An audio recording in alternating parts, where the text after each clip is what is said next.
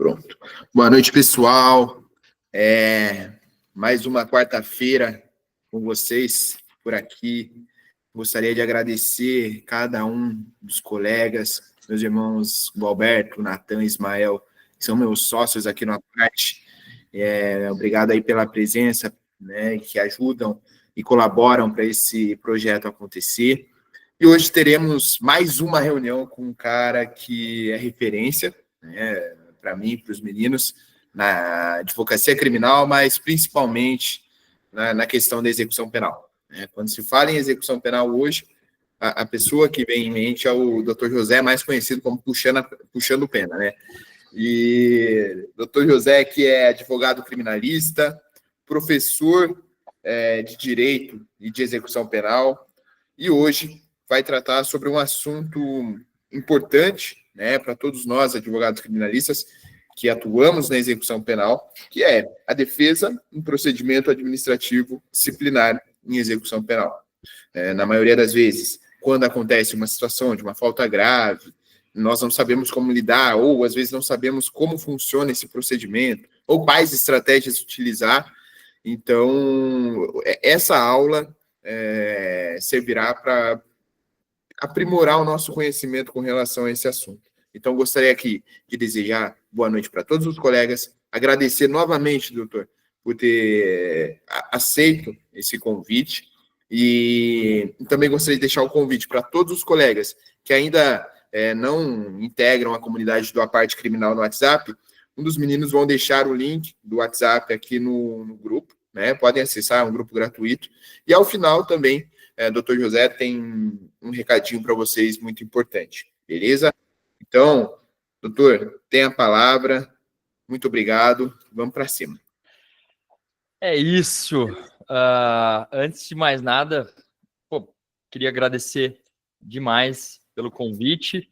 E a gente está sempre em conjunto também, né? A gente tem, eu e o Caio Domingues, temos a nossa comunidade. O pessoal do Riad também recebeu o convite da comunidade X para também estar aqui presente. Então, são 3 comunidades de advocacia criminal que focados, né, sobretudo na advocacia criminal, e que não tem preguiça de se unir. Afinal, a comunidade é isso, não é?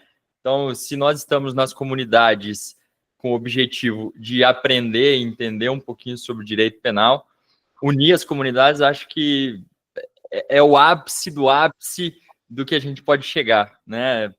Não é só aliar e unir membros, mas pessoas dedicadas. Eu acho que o ponto principal, e a parte criminal está de parabéns, tá?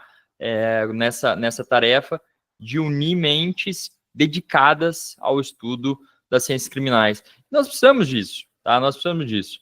E não é só o estudo das ciências criminais, é estudo prático voltado a resultados na execução, não na execução penal, mas na advocacia criminal.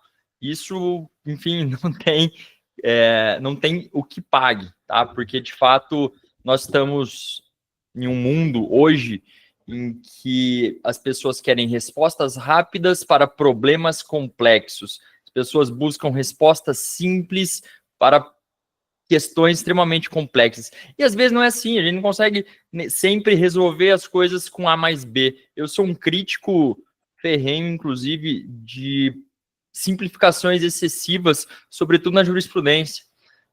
Nós temos temas aí tratados, sobretudo na execução penal, pelo que é o meu âmbito de estudo, que eu tenho maior dedicação, em que a jurisprudência, em vez de analisar como deveria ser, de uma forma profunda e analítica, vários temas, e eu não estou falando de jurisprudência isolada ou de decisão monocrática de ministro, não. Eu estou falando de decisão da terceira sessão, de temas pautados para julgamento que definem temáticas e que não abordam inúmeras discussões extremamente relevantes. Tenho saudade de um judiciário que tinha tempo para analisar as causas em que se debruçava. Hoje em dia, infelizmente, por conta dessa massificação que nós temos, acaba sendo difícil. E a culpa também é do judiciário, tá? Sobretudo do judiciário. Bom, mas vamos lá. Gente, meu nome é José Flávio Ferrari, né? Já fui apresentado aqui, não vou me estender e me alongar muito nisso. E eu escolhi desde muito tempo atrás, desde 2012, tá? A execução penal como minha matéria de predileção, e desde lá eu venho estudando isso, escrevendo sobre isso, e aí eu fui assessor de juiz durante muito tempo, e agora já também não faz também tão pouco tempo, mas em 2022, salvo engano, eu voltei à advocacia criminal, fui muito bem recebido, ainda bem, pela advocacia criminal, estamos aqui. Bom, para quem me conhece, eu sou Zé, tá? Também administro um perfil no Instagram chamado Puxando Pena. D'Angelo, meu grandíssimo amigo do Rio Grande do Sul. Eu vou estar muito provavelmente em Bento Gonçalves aí, tá, meu amigo? Esse mês ou mês que vem. Bom, que dia? É isso. Eu vou estar por aí. Você vai ter que sair para dar um alô para mim. Que dia tu pretende? Eu acho que é dia 9 do mês que vem. Só preciso garantir contigo certinho, depois eu vejo. Vou te receber com um banquete, um belo vinho. Não espero nada diferente. Coisa boa. Bom, minha namorada vai ficar com um pouco de ciúmes, mas isso aí a gente cuida depois. É isso. Obrigado, meu querido. O D'Angelo, advogado, membro da nossa comunidade, cara brilhantíssimo, jurista, advogado criminalista, que, assim, confio de olhos fechados na atuação do cara. Mas vamos lá. Procedimento administrativo disciplinar. Eu dividi aqui essa apresentação em inúmeros tópicos, eu só vou falar, não tem nada escrito, eu mando para vocês depois, tá? Me comprometo a encaminhar depois o material escrito para vocês. E fiquem até o final também, porque lá no finalzinho eu vou dar um presente para vocês, tá bom? Vamos lá. É presente de grego, né? Eu vou dar um presente do amigo da onça para vocês. Bom, pessoal, procedimento administrativo disciplinar. Esse ato administrativo, ele tem, logicamente, uma discussão por detrás que eu vou, de forma muito breve, apresentar. Pode parecer teoria, mas vocês vão perceber depois, quando eu estiver falando sobre teses e de vanguarda na execução penal, tá? Que fique muito claro aqui. Muita coisa do que eu vou falar para vocês são temáticas que têm efeito, tá? Que eu tenho atuado na prática, tenho atuado nos procedimentos administrativos e que eu tenho tido resultados, tá? E, sobretudo em primeiro grau mesmo, para resolver várias temáticas relacionadas a isso. Algumas aí são bem complicadas, lógico, eu confesso. Inclusive tem algumas que eu estou trabalhando no STJ, estou subindo agora para o STF, um RHC, que, enfim, espero que tenha frutos. Mas trabalhar com execução penal é complicado, é complexo, porque é uma matéria que pouca gente entende, nem os ministros, nem juízes entendem de fato o que é direito de execução penal. Há um posicionamento cada vez mais restritivo vindo da legislação, do Poder Judiciário, e a própria doutrina que se apresenta também, muitas vezes, acaba sendo pouco crítica. E, lógico, nós temos aí grandes juristas que escrevem sobre o direito de execução penal, tal como Roig, temos o professor André Geberardino, temos também Diego Simão, tá? Que tem livros aí que falam de direito de execução penal, como deve ser, tá? Isso é muito importante. Mas falando sobre procedimento administrativo disciplinar, esse procedimento que a gente vai, enfim, trabalhar na execução penal, qual que é a natureza jurídica dele? Falando muito de teoria. Não, mas eu preciso explicar para vocês que esse procedimento, ele tem efeitos reais penais, e é por isso que a gente tem que tomar muito cuidado. O procedimento administrativo ele é instaurado sempre quando há um ato indisciplinar supostamente praticado por algum interno de uma unidade prisional, e esse procedimento administrativo, ele é instaurado pelo diretor da unidade prisional, tá? Pelo diretor da unidade prisional que instaura esse procedimento. Na verdade, tem um agente penitenciário ou policial penal que toma ciência dos fatos, isso depois, esse comunicado ou sindicância, depende do estado, cada um vai ter um nome diferente a isso, até porque cada estado trata de forma diferente, a despeito do que diz, inclusive, o artigo 21 da Constituição Federal e também a própria legislação especial, que é a LEP, sobre essa temática, muitos estados acabam legislando, inclusive extrapolando a sua própria competência, mas enfim, a gente trabalha isso depois, sobretudo São Paulo, tá? Que fique muito claro. São Paulo, nossa senhora, deixa eu fazer uma parte aqui.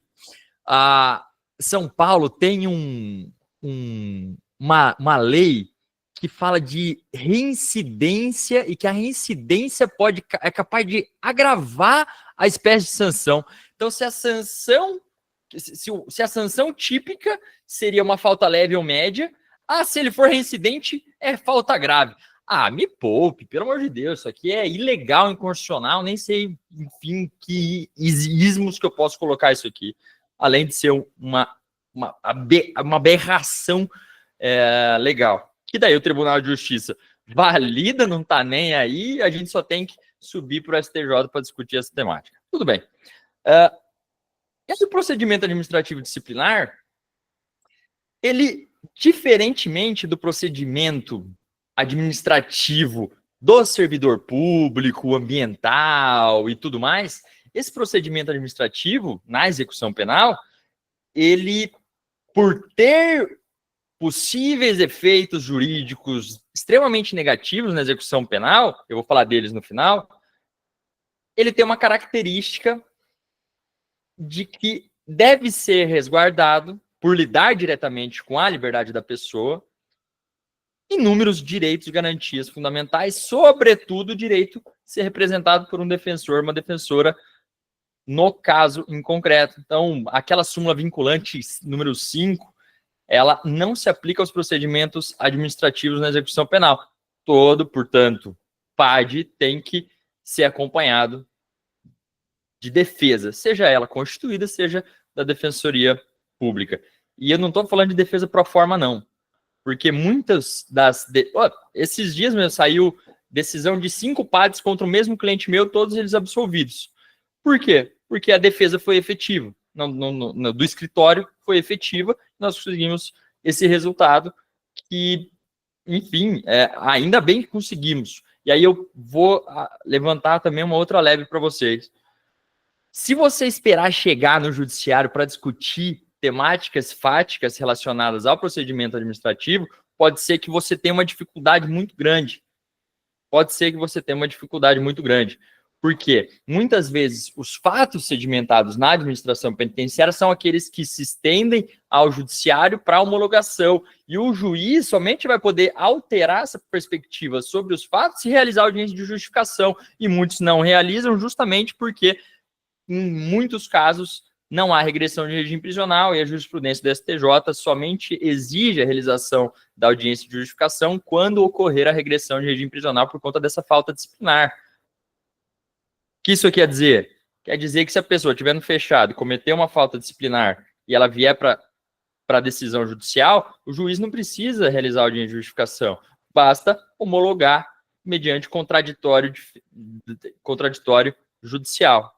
Então, a pessoa não vai ter nem a oportunidade de se explicar, de realizar a defesa fática e oral a respeito desses fatos, quando o ato for praticado desde o regime fechado. Diferente, lógico, se tiver regressão de regime prisional, é obrigatório, então, por conta da leitura lógica sistemática do artigo 118 da Lei de Execução Penal. Então, quando a gente está lidando com processo administrativo disciplinar, nós temos que ficar extremamente atentos, lógico, à imputação, mas não é só sobre isso. Eu me apego, e eu costumo me apegar muito, às perspectivas procedimentais que foram ali inseridas. Uma coisa que toda vez que eu vou participar de um PAD, que vou analisar um PAD, eu verifico, e é uma coisa que eu não verificava antes, era, por exemplo, se aquele policial penal que fez o comunicado, ele tem algum poder dentro da unidade prisional, sobretudo do conselho penitenciário. Por quê? Porque não é o conselho penitenciário que depois vai formar o colegiado para julgar essa falta disciplinar? Então, ele não estaria minimamente impedido de também analisar, sendo que ele que fez o próprio comunicado ou instaurou a sindicância? Me parece que sim, não é mesmo? Pois é. eu estou com um caso desse no STJ, lógico que tem uma outra questão também relacionada à coisa julgada, preclusão, mas até agora ninguém declarou e falou que a pessoa teria que se declarar impedida. Que fique claro, mas olha o problemão, porque ele tem poder de voto, e lógico, com poder de voto, ele tem poder de fala na sessão, e ele também, lógico, tem o poder de convencimento para com os outros pares ali, vogais, que vão analisar esse PAD. E aí, já falando um pouquinho mais sobre isso, eu vou falar um pouquinho do rito, tá? Do rito. Esse rito do procedimento administrativo, ele basicamente pensa como se fosse um inquérito policial, só que, na verdade, a última decisão não é do delegado, é de um órgão colegiado administrativo. E esse órgão colegiado, ele está inserido dentro do próprio contexto onde ocorreram os fatos. Eu estou falando aqui de fatos ocorridos dentro do sistema prisional. Se depois a gente quiser abrir uma margem, falar de crimes cometidos durante o período de liberdade, a gente abre outra margem também, que inclusive é extremamente relevante. E aí me lembrem disso, porque que tem algumas questões muito relevantes para trazer. Esse rito do procedimento administrativo, ele não está previsto na LEP, ele não está previsto em uma lei federal, não. Cada estado tem seu próprio rito. Somente temos algumas regras na lei federal e na Constituição que determinam, logicamente, o respeito às garantias constitucionais, minimamente básicas, mas também uma decisão obrigatoriamente fundamentada.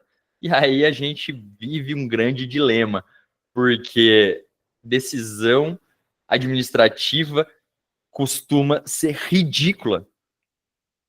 Porque somente de verdade, fala, o comunicado trouxe isso, a deliberação dos votos foi essa, e a conclusão foi pela sanção. Tá. Isso é o padrão, tá? As atas de decisão de PAD, elas costumam ser ridículas, porque elas somente trazem o comunicado, não trazem a discussão. Simplesmente fala lá, foi dada a palavra defesa, pediu absolvição. Aberta voto, todo mundo votou pela falta grave. E a sanção vai ser essa. Mas não tem conclusão lógica, análise fática. E aí, lógico, você está prejudicado de, inclusive, poder discutir temáticas ainda mais relevantes no contexto da execução penal e pedir para o juiz a prestação adequada. E aí, outra questão também muito relevante. Cada estado tem uma previsão específica. Tem estado que não prevê recurso administrativo. Tem estado que não prevê recurso administrativo. Por outro lado, tem estado, como aqui no estado do Paraná, por exemplo, que nós temos o recurso administrativo e também a possibilidade de uma comissão de reclassificação e tratamento, que é depois que transitou em julgado, né, muitas aspas, você ainda consegue, a depender da situação fática, submeter isso a um segundo colegiado que vai reanalisar aquela falta disciplinar. Então, veja, existem estados que garantem um mínimo de duplo grau, que não é garantido pela Constituição, que fique claro, o duplo grau de jurisdição é garantido somente nos procedimentos judiciais, administrativo não precisa ter garantia ao recurso. Isso foi decidido já pelo STF há 1000 anos atrás e nunca mais mudou. Mas cada estado, como eu havia dito, tem a liberdade para lidar com o procedimento e com o processo da forma como muito bem entende. Então, se no teu estado tem a possibilidade de recurso, use e abuse dele. Use e abuse dele, do recurso. Tá? Mas não é todo, não. E aí, vamos entrar um pouquinho sobre... Ainda falando, né, sobre o rito. Acontece um evento, a notícia, como se fosse uma notícia de crime mesmo, uma notícia da ocorrência desse ato indisciplinar. Nós não temos, senhoras e senhores, a necessidade, e por mais absurdo que isso possa parecer, de respeitar a cadeia de custódia da prova no procedimento administrativo. Sabem por que isso? Porque sedimentou na jurisprudência de que a falta disciplinar, seja ela de natureza média, leve ou grave, ela tem natureza estritamente administrativa. Mas vem cá, como que vai ter natureza somente administrativa se os efeitos possíveis dessa sanção disciplinar são tão, se não mais graves do que a própria prática de um ilícito penal. Explica para mim por que não há uma equiparação dessa falta disciplinar a ato criminoso. Por que eu estou falando isso? Porque se a pessoa tiver 20 anos de pena, cumpriu 10 anos, está no regime fechado ainda, semiaberto, aberto, sei lá, e comete uma falta grave, zero cronômetro, tem a possibilidade de regredir de regime, vai ter que cumprir uma nova fração, portanto, dilatar o tempo de aprisionamento dessa pessoa no regime mais severo. Enquanto, por sua vez, vamos supor que essa pessoa, nesse mesmo contexto, então, progressão de regime de homicídio de uma pena de 20 anos é em 50%, né, se for primário. Então, cumpriu 10 anos, estava ali na beira de progredir para o semiaberto, cometeu falta grave, zerou o cronômetro de novo, ele vai ter que cumprir mais 5, beleza? 5 anos. Veja, essa falta disciplinar, ela vai ter o efeito de manter essa pessoa presa no fechado por mais 5 anos. Mais 5 anos. Isso é uma pena quase de um homicídio simples, que é de 6 anos a pena base. É a pena base de um crime de tráfico de drogas. Integral, cumprimento integral. Então, para pensar nesses efeitos. E aí que tá, a gente tem os efeitos estritos previstos pela norma e nós temos aqueles efeitos latentes e reais que são aplicados. Então, veja, um ato indisciplinado, e aí o risco de tudo isso. E se essa pessoa não aceitou o suborno de um policial penal, esse policial penal mentiu? Ao imputar a conduta falsamente de desobediência, aquela imputação completamente genérica prevista na nossa lei de execução penal. Como que fica? Essa pessoa vai ficar 5 anos presa a mais por conta disso. Então, veja como a gente tem que ainda avançar no discurso e no debate a respeito da natureza jurídica da própria sanção disciplinar. E aí, se a gente começasse a enxergar dessa forma, e aí o D'Angelo falou que essa é a raiz do problema, e muitas vezes é mesmo, tá? Mas se a gente seguir essa orientação, a gente teria uma garantia ao devido processo legal muito mais robusta, inclusive observando a cadeia de custódia da prova. Senhoras e senhores, a gente não precisa nem de laudo definitivo da droga para falar que aquilo era maconha ou não. Nem isso. Não precisa de perícia no aparelho celular para ver se aquela pessoa de fato era usuário do aparelho. Não precisa nem da apreensão adequada do objeto. Você sabe aquele auto de apreensão e exibição? O que é isso? É quando você apreende. E por que exibição? Porque você expõe isso para o contraditório pela defesa. Tem procedimento administrativo que eu atuo que não tem, só tem lá. Eu aprendi. Tá, mas cadê? Não, não sei onde tá mais. Sumiu. Ou já pedi para fazer perícia em aparelho celular dentro de uma unidade prisional. Eles perderam o aparelho celular. Não achava mais. Tá, mas e aí? Onde tá esse aparelho celular? Ah, não sei. Tá, e aí? Como que eu vou fazer essa prova? Porque não é nem contra a prova, né? Porque não foi feita uma perícia anterior. Mas como que eu vou fazer, então, a perícia desse aparelho celular para provar a inocência do meu cliente a respeito disso? Ah, sumiu. Sim, sumiu. E aí eu não consigo fazer a prova disso. Ah, mas é irrelevante. Essa é a nossa jurisprudência. Não precisa realizar a perícia. Tá, mas se eu quiser? Ah, não, a defesa não pode. Sim, ela pode. E aí fica um problema. E isso, a produção probatória em procedimento administrativo, ela acho que causa espanto em qualquer um. Por quê? A jurisprudência que nós temos a respeito, inclusive, da audiência de justificação, é de que a defesa não pode arrolar testemunha, não pode apresentar a prova de forma apropriada, não pode arrolar testemunha. Quando a gente está lidando com um fato que vai ter que submeter ao Poder Judiciário para avaliação de prova, de fato. Não pode. Que bizarro. Isso é a nossa jurisprudência, tá? Lógico, tem juízes que admitem. Aqueles que ou desconhecem ou minimamente querem tomar para si o próprio conhecimento dos fatos para decidir da melhor forma. E não tá certo também. Aí, beleza. Imagina isso, né? Não pode nem rolar. A jurisprudência que a gente tem sobre audiência de justificação é o seguinte: é o ato. Ah, vocês vão achar isso incrível. É o ato em que o apenado tem para se justificar. Porra, se justificar. Olha a presunção de culpabilidade. Na verdade, assim, não é presunção porque já tem uma decisão administrativa firmando sua culpa. Mas, puta merda. É o ato que ele tem para se justificar. Olha, eu fiz isso porque, enfim, eu fugi. Por que eu fugi? Pô, porque o muro tava baixo, a porta tava aberta.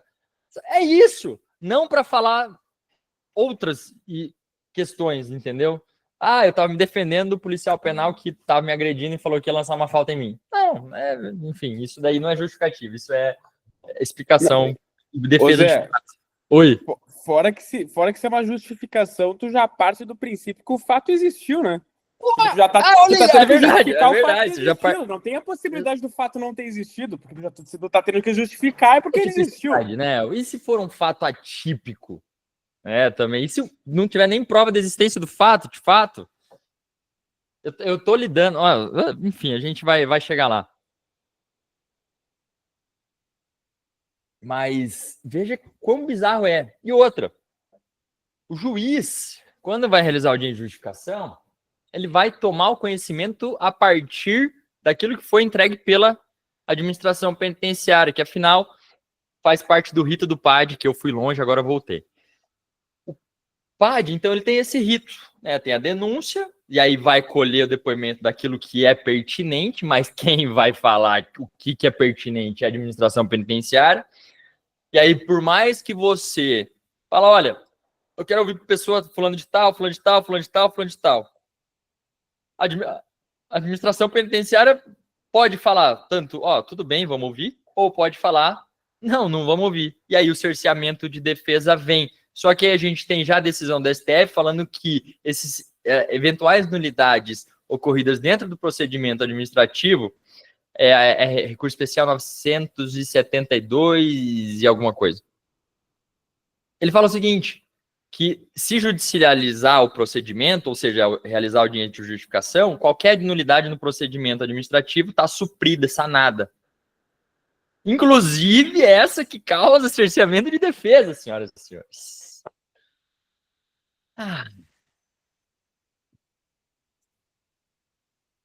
Aí que tá.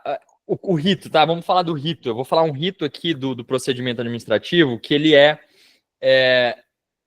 que ele deve minimamente ser observado, e isso é basicamente o que está previsto em quase todos os regulamentos, tá?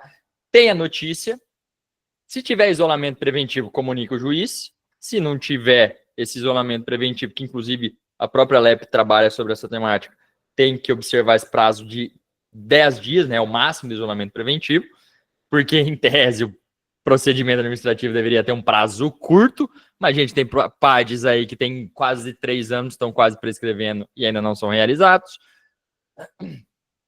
Mas com esse isolamento preventivo, comunica o juiz. Se não tiver, ou se tiver, também segue o processo normalmente. E o que é esse seguir o processo normalmente? Vai ouvir as partes envolvidas. Quem são essas partes envolvidas?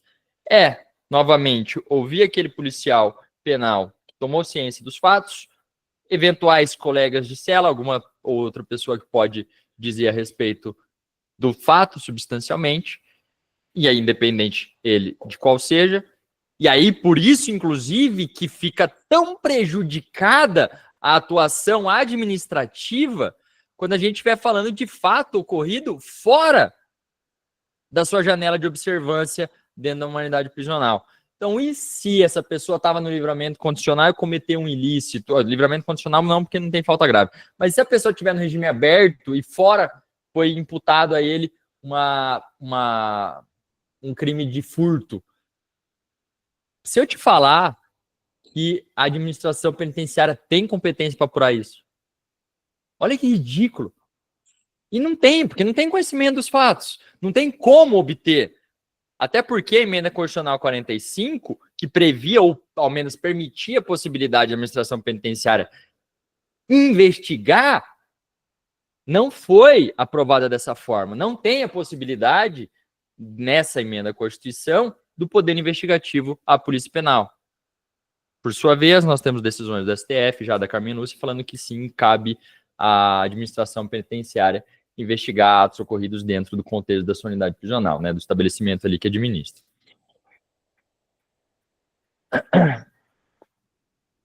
Depois eu vou ler as perguntas e respondendo. Deixa eu só concluir aqui um raciocínio. Até porque não sei se vocês percebem, ele vai e volta inúmeras vezes.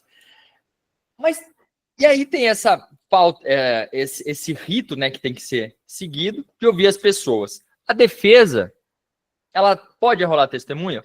Pode e deve.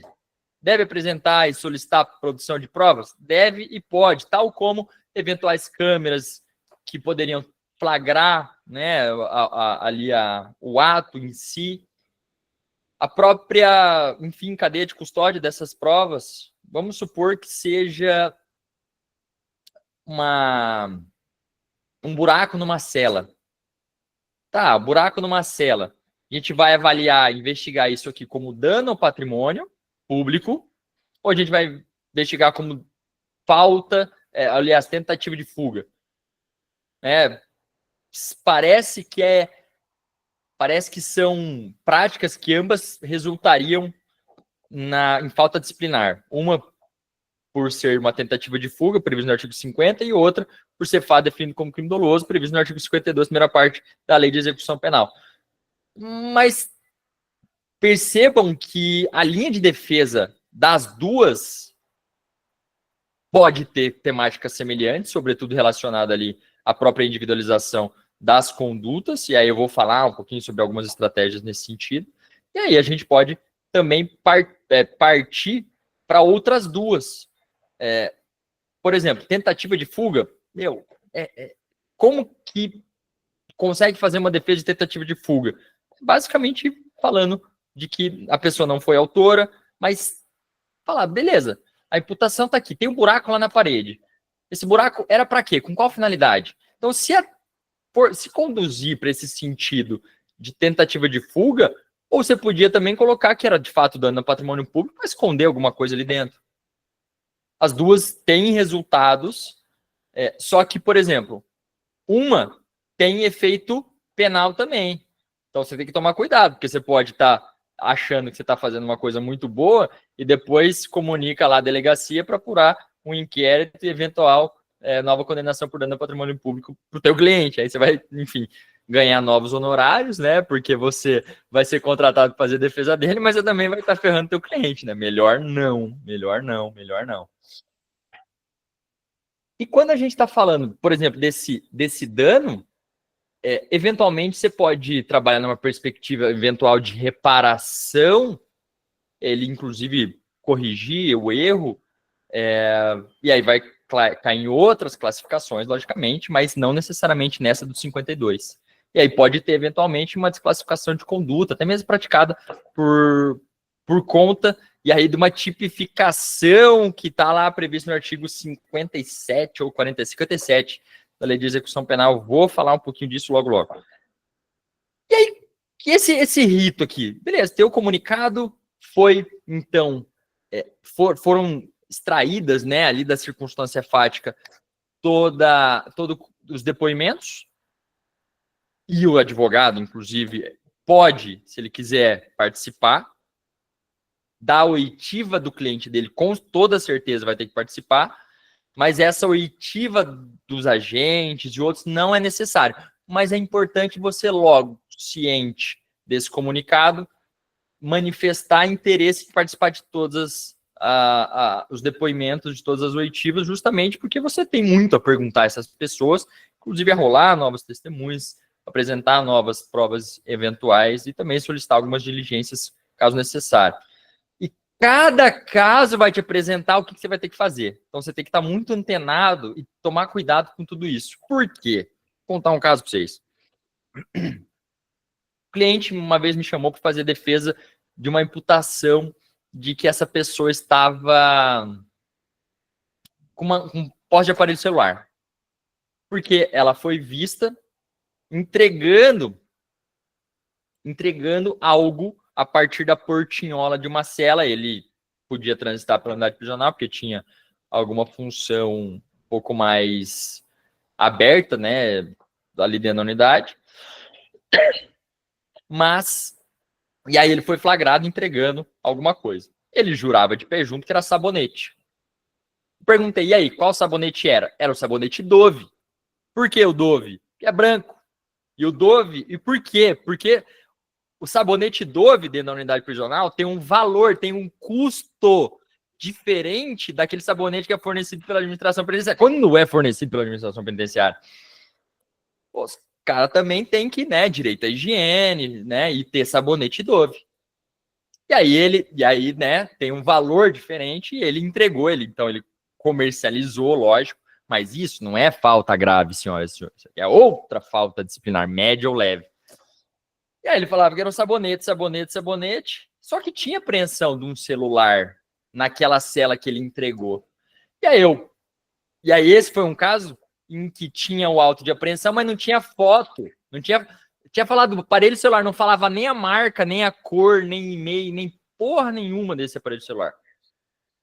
Eu virei pro diretor e falei, Vossa Senhoria faria a gentileza de me entregar a foto desse celular? Era um celular preto. Pô, o Dove não é branco? Aí eu, com base nisso, né, lógico, nos depoimentos ali, eu fui fazendo e levantando essas perguntas. Perguntei, inclusive, pro cara que fez o flagrante se ele tinha visto algum sabonete Dove. E é engraçado isso, né? Parece piada. Se ele tinha visto um sabonete Dove dentro da cela, ele falou que nem correu na cabeça dele ver isso. E aí, com base nessa negativa, eu falei, olha, diretor, não tem câmera lá? E a câmera... E não tinha se juntado no processo, tá? Essa câmera. E aí a câmera pegou o exato momento em que ele entregava algo branco. Juro pra vocês. Algo branco, sei lá, deve ter sido um hacker entrou e modificou a cor do mas branco, algo que não era preto, sendo entregue ali através dessa portinhola. Inclusive me leva a crer, e aí muito provavelmente, que e aí olha a zona que é procedimento administrativo.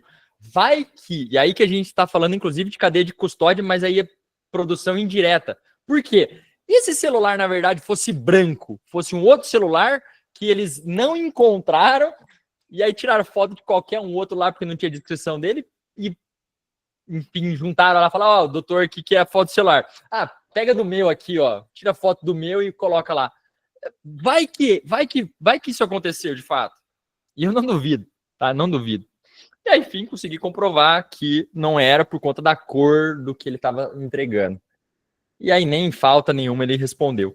Mas olha que interessante, você tem que estar ciente e aproveitar, lógico, as oportunidades. Mas você tem que entrar naquela situação fática, avaliar, conhecer também ali tudo que você está trabalhando, para conduzir aquilo que você vai fazer, apresentar e, lógico, né, levantar aí como tese defensiva.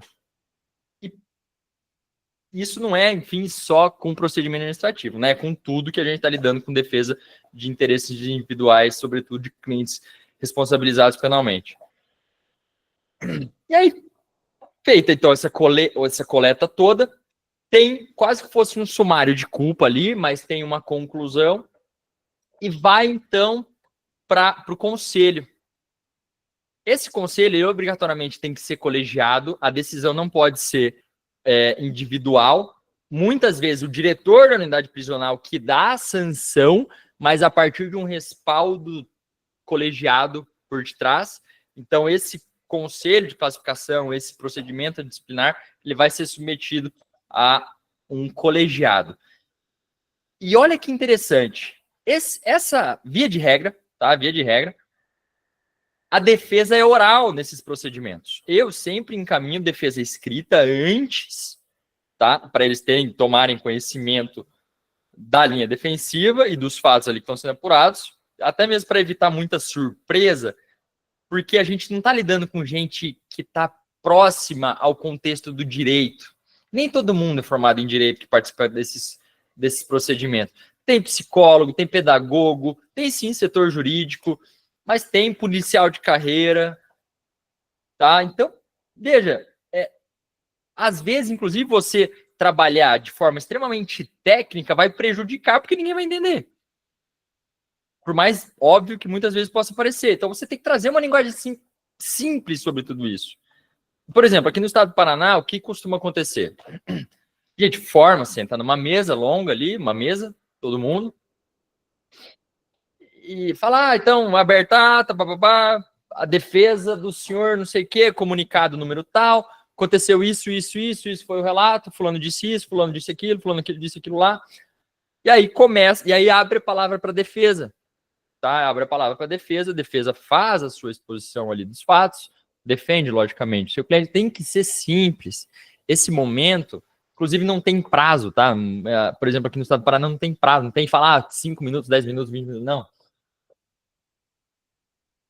E aí, a gente vai fazer a exposição, lógico, num tempo minimamente razoável, para também, porque ninguém gosta de ficar ouvindo advogado, né? Só o cliente gosta do advogado, às vezes nem ele. Então, quanto mais objetivo, claro, relacionado a fato, e você eventualmente conseguir suscitar uma dúvida, sem ficar falando, senhoras e senhores, mil desculpas a respeito disso, a não ser que seja muito específico. Jurisprudência. Jurisprudência judicial, eles não querem nem saber. Não querem nem saber. Se você falar, mas o STJ decidiu. Sabe o que é melhor? Você olhar e pesquisar a jurisprudência administrativa. Muitos, por exemplo, aqui no estado do Paraná, a gente tem esse Conselho de Classificação e Tratamento, que é o recurso em segundo grau a respeito dos procedimentos administrativos. Você consegue ter acesso a esse repertório. Eu não sei se todo estado consegue, tá? Mas você consegue ter acesso a esse repertório. E se assim você tiver, pode conduzir isso e falar, olha, sabe aquele teu órgão hierárquico superior a você? Pois é, ele já decidiu sobre isso aqui. E ele falou que não era hipótese de falta grave ou que não tinha elementos ali suficientes para apurar, para confirmar ou concluir. Então, é mais fácil você conduzir dessa forma a linguagem do que começar a falar de dúvida razoável. Entendeu? Ah, dúvida razoável. Até você conceituar o que é dúvida razoável, a pessoa já está dormindo e não está nem aí para você. Então agora você vira e fala o seguinte, olha, inclusive, fiz uma pesquisa no próprio superior hierárquico de vocês, né, que faz o julgamento dos recursos que são decididos por vossas senhorias, e foi decidido que que alinha o caso aqui. E é lógico, é interessante também perceber quem serão os julgadores, e eu até comentei isso logo no início, para saber se ele não tem envolvimento com o fato, se também não tem uma rixa ou inimizade com o teu cliente. E o que eu posso dizer com rixa e inimizade com o teu cliente? Vai que ele já lá atrás foi vítima de um outro procedimento.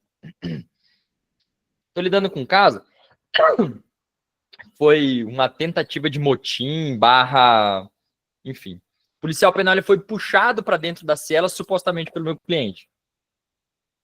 Essa pessoa é isenta? Não é isenta. Nunca. Nem aqui, nem na China. Então, como que a gente vai lidar com um impedimento de suspeição? E aí, lógico, a gente tem que se valer do mandamento constitucional lá da administração penitenciária, o LIMP, famoso LIMP, né? Legalidade, pessoalidade, moralidade, publicidade e eficiência. Enfim, isso. Isso aqui é defesa ocorrida dentro do contexto da unidade prisional. Então, no final de tudo isso, você apresenta a tua defesa e eles votam 1 a 1 ali, inclusive podendo falar, não, só acompanha, e normalmente o que acontece, tá? Uma vez aconteceu um negócio engraçado que eu não consegui convencer ninguém. Mas a pedagoga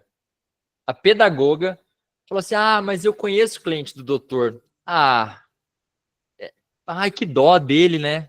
Você acredita? Por dó, ela falou que ia acolher os meus pedidos. Mas assim, lógico, né, que olha que bizarro, né? Porque como que você vai justificar? É uma tolerância, lógico que é uma tolerância, né? Uma tolerância, e que inclusive deveria ser observada em todos os cenários possíveis. Mas como que você vai trazer isso depois? E aí, mas era o que eu precisava para recorrer, porque você precisava pelo menos de uma decisão divergente nesse sentido. Então eu fiz o recurso administrativo por conta dessa decisão divergente. Inclusive, outro ponto interessante, não sei se é hábito ou não, mas às vezes essas atas, elas não têm assinatura de todo mundo, porque de fato ninguém participa efetivamente disso. Quando não tem defesa que vai realizar a sustentação e a defesa oral ali, mas é algo pro forma, porque tem os defensores da casa muitas vezes, às vezes nem todo mundo participa. E aí quando eles sabem que não vai ter não vai ter quórum, eles dão um jeito ali de deixar esse procedimento rolar sem assinatura de todo mundo. Isso é importante também porque a partir do momento que você constata isso, você consegue também fazer o recurso caso a decisão não seja unânime. E aí, feito então essa decisão, e aí sem justificativa, inclusive, né? Porque muitas vezes a decisão ela é oral, não é gravada, mas a ata consta uma decisão unânime e não tem suficientemente uma fundamentação e nem a exposição dos fatos e a própria construção de uma decisão como se fosse assim deveria ser. Isso, lógico, é muito prejudicial, só que aí forma a culpa do teu cliente, isso vai para o judiciário vai homologar ou não. O que é essa homologação? É o juiz verificar se aquela decisão está de acordo com o que se espera de um devido processo legal, de um respeito contraditório e ampla defesa, em decisão ainda que sim, administrativa, e também nas balizas estabelecidas pela jurisprudência a respeito de inúmeras temáticas. Então, quando isso vai para o judiciário, o juiz ele pode ou homologar, que é, olha, eu concordo, homologo, já era. Ele pode não homologar, ou ele pode ter uma definição jurídica diferente. E aí, olha que interessante. Se ele não homologar, não tem problema, não precisa de audiência de justificação. Agora, se ele mudar o relato fático, a conclusão jurídica a respeito daquilo, ele precisa tomar para si o conhecimento daquilo de forma minimamente razoável, que é somente se alcança com a audiência de justificação. Porque é somente com a audiência de justificação que a pessoa vai ter oportunidade de se manifestar sobre todos aqueles fatos e o juiz, inclusive, tomar conhecimento a partir do relato desse acusado. E é interessante também perceber que essa audiência de justificação, a jurisprudência entende que ela não é necessária em todos os casos, mas somente quando existir regressão de regime prisional. E aqui eu levanto essa outra de que ela é necessária também quando o juiz modifica a conclusão jurídica, seja, sobretudo, né, para piorar ou modificar a conclusão e atribuir outro fato jurídico. Estava lidando com um caso também em que estava se discutindo se tinha uma questão de aparelho celular apreendido, mas aí quando apreendeu e os policiais penais entraram na cela, viram um buraco na cela. Então, só que esse buraco na cela foi atribuído ao cliente e o celular a outro. Só que na hora ali, o juiz, não sei se ele errou, não sei o que foi que aconteceu, ele absolveu, portanto não homologou da fuga, mas homologou do celular. Ou seja, mudou o sentido das duas decisões. Então, enquanto a administração penitenciária tinha responsabilizado por conta de dano ou tentativa de fuga e absolvido do celular, O juiz fez o contrário, condenou do celular e absolveu do outro. Só que ele fez isso sem audiência de justificação. Então, como que ele tomou e avaliou de forma apropriada toda essa prova que eventualmente poderia ser produzida para que isso fosse concluir dessa forma? Difícil, né? Difícil. Só que, enfim, eu cheguei tarde no processo, já tinha sido homologada, ninguém recorreu, estava lá, e agora estou tentando rediscutir isso, incidente de excesso de desvio, tá no STJ, e eu só estou tomando nãos, atrás de nãos. Apesar de me parecer minimamente razoável de que, para que o juiz modifique substancialmente os fatos e a imputação, ele deveria realizar, lógico, uma audiência de justificação. A audiência de justificação é muito interessante pedir, tá, Rosemary? Em todos os casos, tá? Todos os casos que você acredita piamente que essa audiência pode auxiliar numa condução diversa daquela que foi estabelecida. Seja por matemática, mas aí com matemática fática, nada processual, mas fática. Tá sempre lidando ali a partir de fatos, porque não é um processo que você vai discutir em audiência. Então, essa audiência de justificação, por mais que tenha essa resistência jurisprudencial de somente ser exigida quando há regressão de regime prisional, eu recomendo, sempre que for possível, pedir, só que aí não só peça, requer audiência de justificação, não. Explique as razões pelas quais você está pedindo essa audiência de justificação. Não só, porque eu quero, não. Mas para você justamente mostrar nesse ato, porque vai ser muito importante, do porquê que essa audiência vai ser indispensável. De que, por exemplo, existe eventualmente um relato a ser feito a partir de uma prova que foi produzida depois. Então, por que você não pode também trazer isso no processo nessa audiência? É importante a exibição de documento em audiência também. Então, é interessante que assim possa ser feito. E aí, lógico, vamos tratar agora sobre alguns temas aí pontuais e aí só para finalizar também essa exposição, de que algumas linhas defensivas talvez, né? Bom, a falta disciplinar, para que ela tenha, para que uma pessoa possa ser responsabilizada, a gente tem que observar, lógico, inúmeros fatores, seja relacionado à materialidade. O próprio Roig, inclusive, ele tem um trecho no livro dele que ele fala muito bem sobre uma quase teoria do ato e da sanção disciplinar. E interessante também ler, e aí quem tiver oportunidade, deixa eu ver se eu acho aqui, tem um livro do professor Douglas Bonal de Maranhão, que ele fala do procedimento administrativo disciplinar na execução penal e numa perspectiva toda relacionada à disciplina penitenciária, foi a tese de doutoramento dele na USP. E é um livro excepcional, porque ele fala de tudo de cabo a rabo. E eu não achei. Não, ali não vai estar. Bom, enfim, mas Douglas Bonal de Maranhão é um livro excelente para a gente também tomar conhecimento sobre as formas de defesa de procedimento administrativo. Então, por exemplo, o que a gente precisa ter, né, para minimamente condenar uma pessoa? É um ato ilícito, jurídico, né? É um ato previsto em lei como se fosse tal, ou em ato normativo se for médio ou leve, além de, lógico, um nexo de causalidade entre conduta e resultado, ou, se for um crime formal, e muitos deles são na execução penal, ou atos disciplinares formais, não precisa, então, de resultado naturalístico, por exemplo, a posse de um aparelho celular, a desobediência.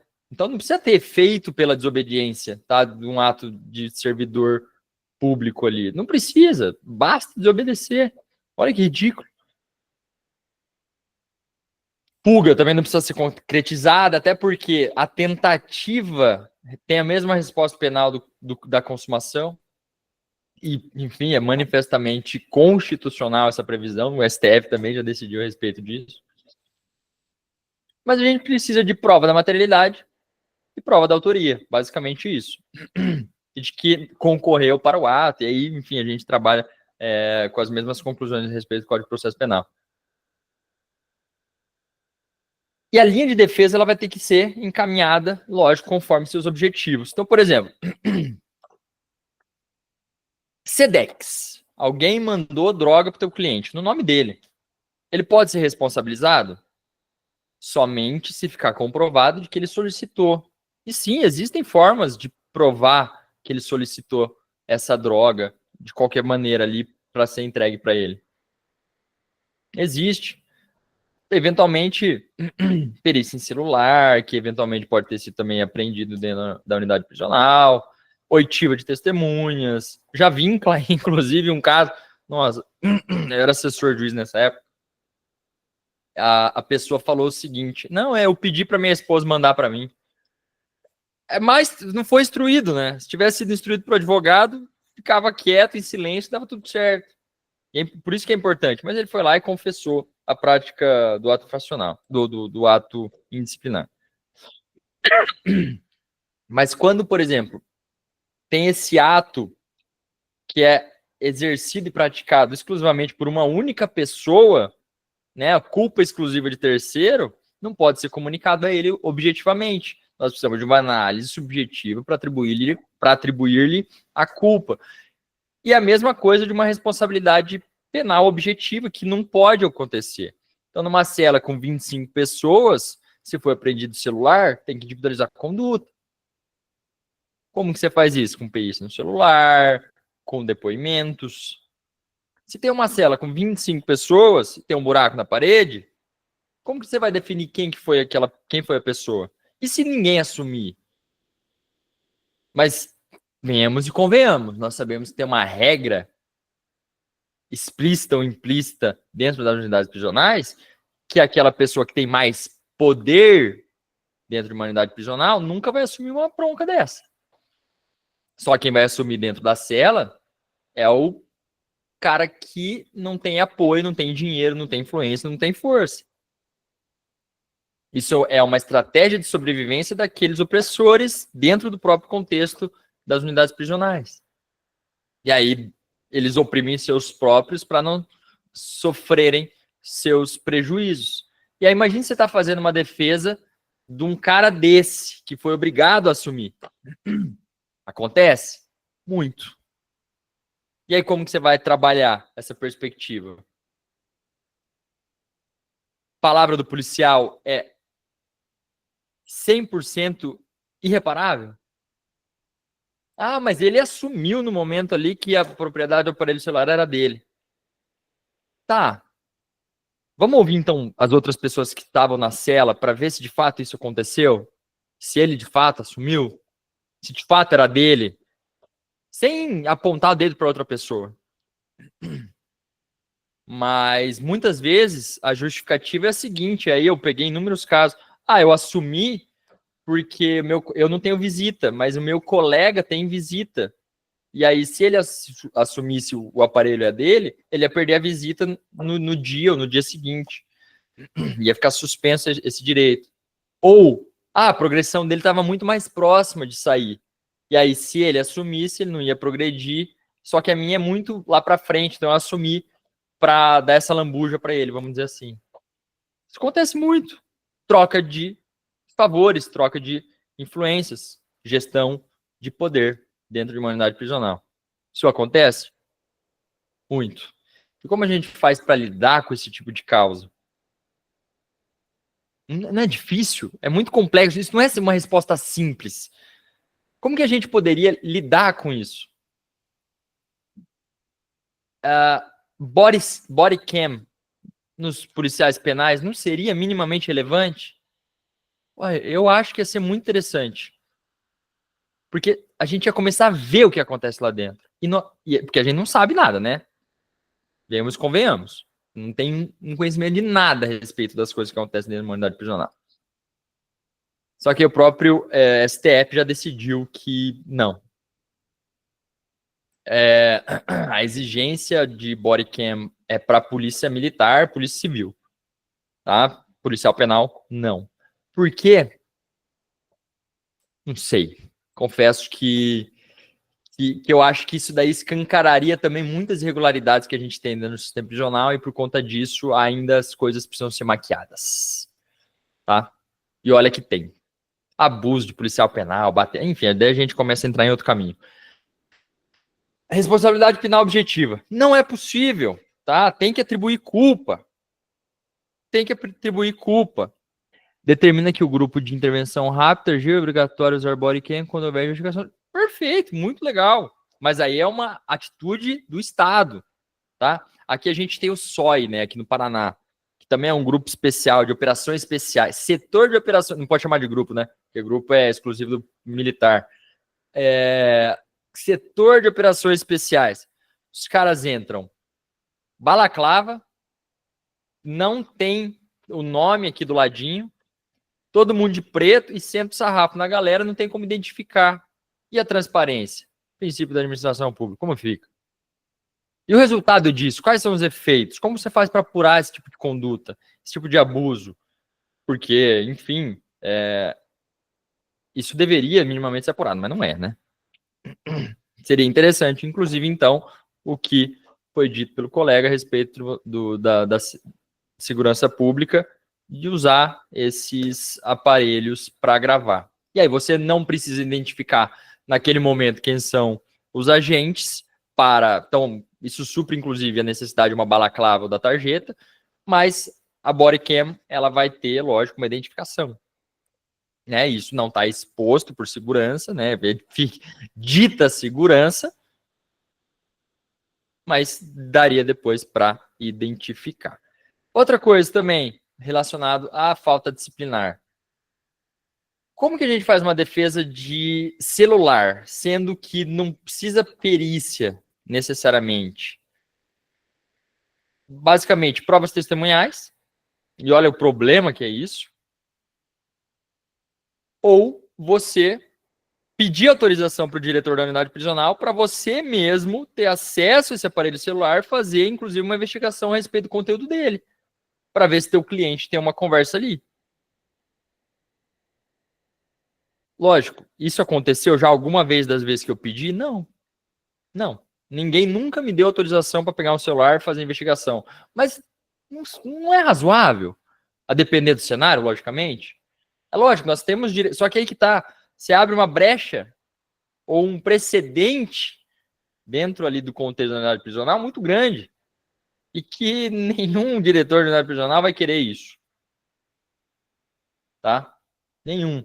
Só que não é garantido o direito à contraprova, não é garantido no exercício da defesa acesso aos objetos apreendidos, inclusive, lógico, resguardado, cadeia de custódia da prova. Eu não posso pegar um aparelho celular para submeter a uma perícia externa? Difícil, né? Só que outra também, a maioria dos nossos clientes não tem dinheiro para custear uma perícia dessa. A meu ver, deveria ser obrigação do Estado. Mas olha que problemão também. Esses aparelhos celulares rodam de mão em mão dentro da unidade prisional e muitos deles são utilizados para a prática de crimes, estelionatos virtuais e um monte de coisa. E acontece muito. Inclusive, eu acabei que não fui contratado. Mas numa operação com 109 réus de uma unidade prisional, porque apreenderam aparelho celular. Foi feita uma dessas ações aí dos grupos especiais e pegaram ali vários aparelhos celulares, foram todos periciados e viram que tinha um esquema de estelionatos ali em massa sendo praticados.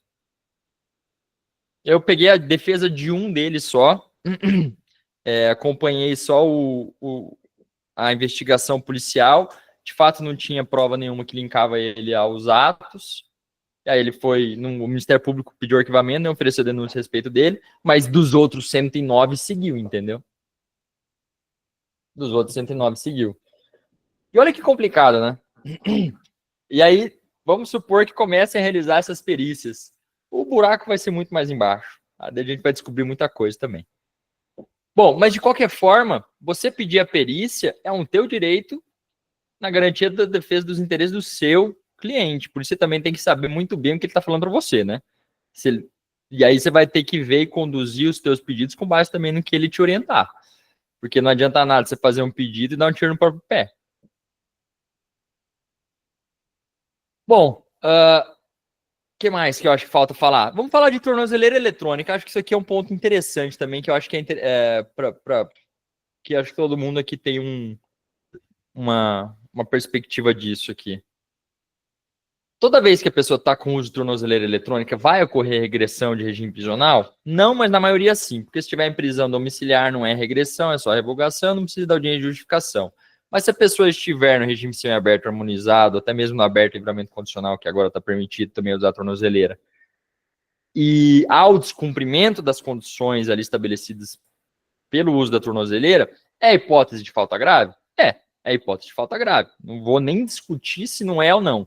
Tem um precedente, 2018, da ministra Laurita Vaz, no recurso especial 1.500.000. Não, isso acabou, esquece. É um precedente, um dos primeiros. Ela mesma mudou de opinião depois. É falta grave, pronto, acabou.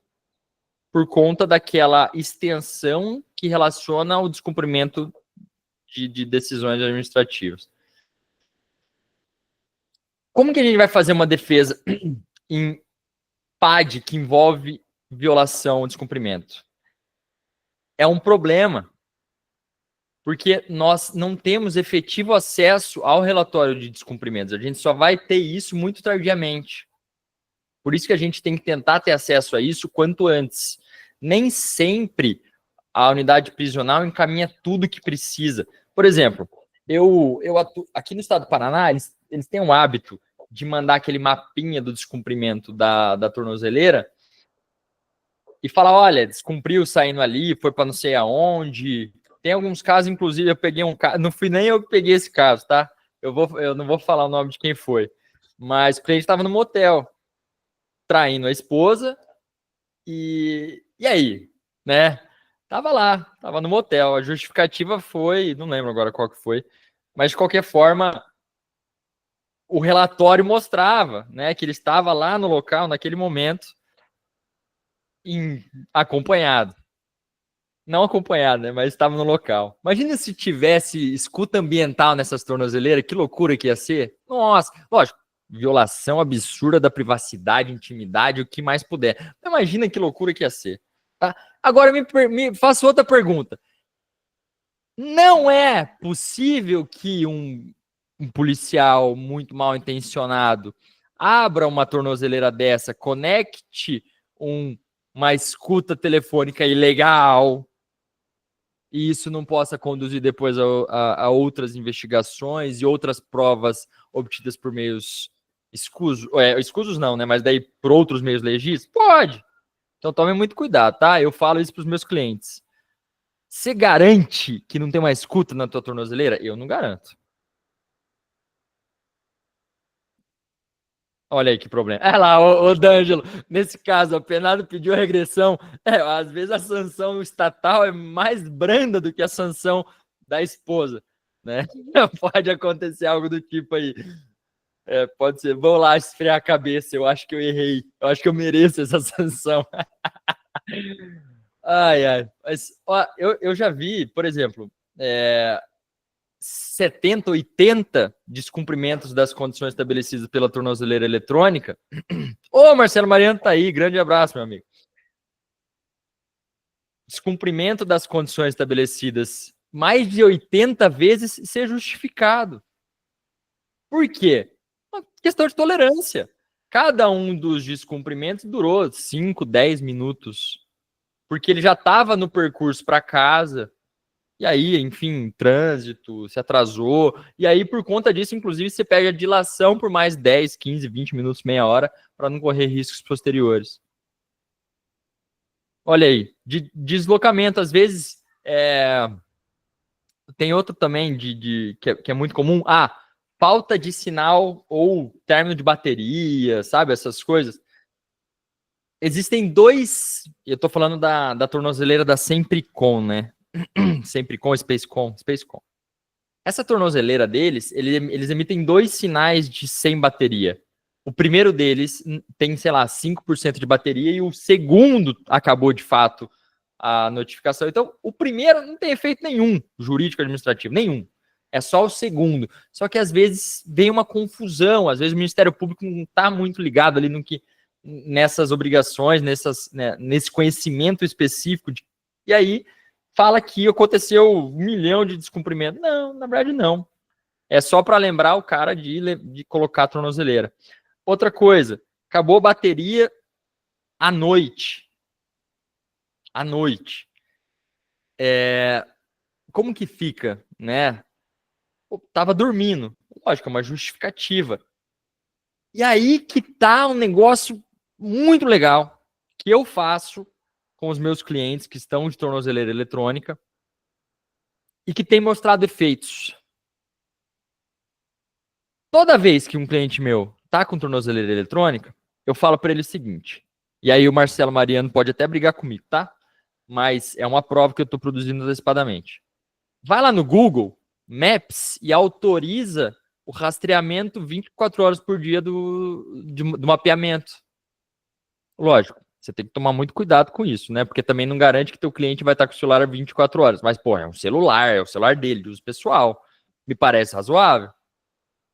Tá? Me parece minimamente razoável. Então, vamos supor que tem uma infração disciplinar, só que aí você vai lá, pede os dados do Google, ele não saiu da casa dele.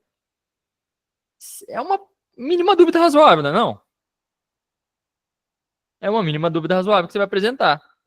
Aí pode conduzir, aí o que o Marcelo Mariano tá falando, misericórdia, meu irmão, e aí eu concordo, o Ministério Público falava o seguinte, tá lá, legal, vamos puxar mais coisa aqui, né? Vamos puxar mais, dá mais prova. E aí imagina que traz outras informações relativas aí ao paradeiro, né, dessa pessoa. Mas veja, eu oriento meus clientes a isso, e eu vou usar a prova se assim for exigível, se assim se mostrar recomendável.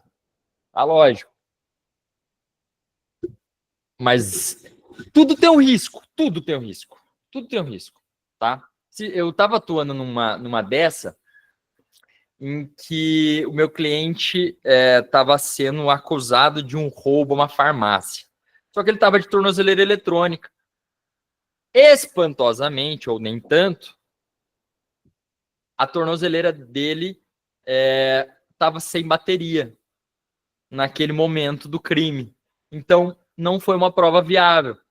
Mas qual foi a prova que eu tinha? Esse negócio do Google. E aí ele estava sem celular, ou de fato ele estava na casa dele dormindo. E aí, enfim, é uma prova, eu vou apresentar, seja o que Deus quiser. Tá? E ainda não tive resposta desse fato. E se tiver, eu não sei se vai ser muito positivo. Mas de qualquer forma, eu estou tentando levantar uma dúvida razoável. Quem sai de casa hoje em dia sem celular? Se eu sair sem celular, meu Deus do céu.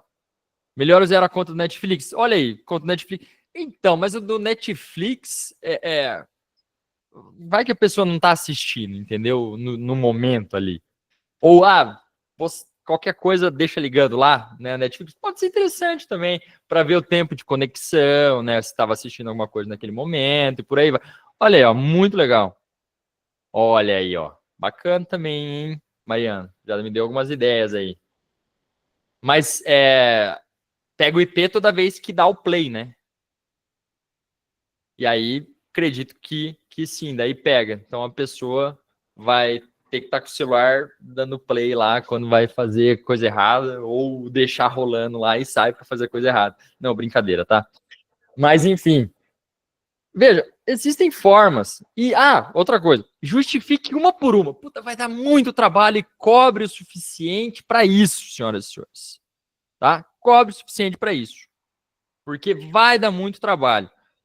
Às vezes tem lá 80, 100 violações, porque muitas vezes eles demoram para informar essas violações. Não é mensal, quinzenal. Aconteceu, notifico. Não. Não. Muitas vezes demora 3, 4 meses, aí já tem 40 violações. Vai ter que justificar uma por uma. Uma por uma. Até porque existe, talvez, um dos artigos mais desrespeitados da LEP, aí só para concluir, que é o artigo 47 da LEP, ou 57, não vou lembrar agora, eu nunca lembro, se é 47 ou 57, que ele traz quase como se fosse uma dosimetria. Quem puder, copia lá e coloca aqui, por favor. Que leva quase uma dosimetria da falta disciplinar, que é quase como se fosse uma dosimetria. Por quê? Para a sanção, vai ter que levar em conta o quê? A pessoa do faltoso, o tempo de pena, o crime cometido, a influência na pena, enfim, tem um monte de coisa lá de efeitos. Então, muitas vezes, essa sanção disciplinar não trouxe prejuízo para a execução penal nenhum. Nenhum. É uma conduta meramente formal. Mas, a partir do momento que você mostra a relevância jurídica, e aí a gente entra na insignificância e, por sua vez, até mesmo um quesinho de tolerância na execução penal. É interessante você expor todos esses fatos e fazer você mesmo uma dosimetria e mostrar a insignificância dessas práticas. Lógico, muito difícil aí, se tiver 100, 200 violações, né? Mas, enfim, interessante fazer. Eu acho que vale muito a pena. Trouxe aqui ventilei algumas hipóteses aqui, algumas soluções que podem minimamente ser razoáveis para vocês. Espero que essa exposição não linear e muito bagunçada tenha trazido frutos para vocês, ou pelo menos realçado, ou trazido alguma ideia para vocês. O Matheus trouxe ali. Na aplicação das sanções disciplinares, levar-se-ão em conta a natureza, motivos, circunstâncias, consequências do fato, bem como a pessoa do faltoso e o tempo de prisão. Tudo isso tem que ser levado em conta. Alguém aqui já viu decisão ou administrativa ou judicial levando em conta todas essas circunstâncias do artigo 57? Eu era assessor, tá, que fez a da decisão, tá? Só nesse caso, nenhum outro, tá? Então, assim, só que é um problema muito grande, porque isso é extremamente importante, porque é isso que vai definir qual vai ser a sanção. E aqui tá uma coisa que eu escrevi daí na minha dissertação de mestrado, que é a tolerância na execução penal, que é a tolerância na avaliação dos atos indisciplinares. Tolerância. A gente já tem, e aí só para concluir, a gente já tem um sistema prisional. Prende muito, prende mal, executa mal, maltrata, machuca, desrespeita todo e qualquer singular direito da pessoa privada de liberdade. A gente tem uma legislação penal que estabelece quais são os efeitos da pena, mas o Estado vai lá e fala, não é suficiente. Não é suficiente privar a liberdade, cercear o acesso à informação, limitar o acesso aos seus parentes mais próximos. Não. Vamos machucar, vamos desnutrir, vamos fazer passar frio, não vamos dar roupa o suficiente. Só que não é... falta de dignidade, né, doutor? Porra! Mas não é só isso.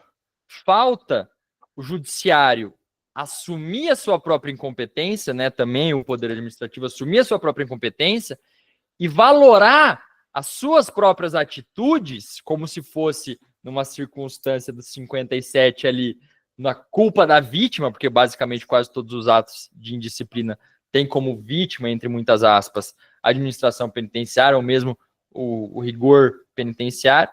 Então, valorar também, se colocar nessas circunstâncias e falar no que ele contribuiu para esse resultado, para esse ato indisciplinar. Tornozeleira eletrônica. Por que tem um dever inimaginável de tolerância também? Porque foi uma estratégia também mercantil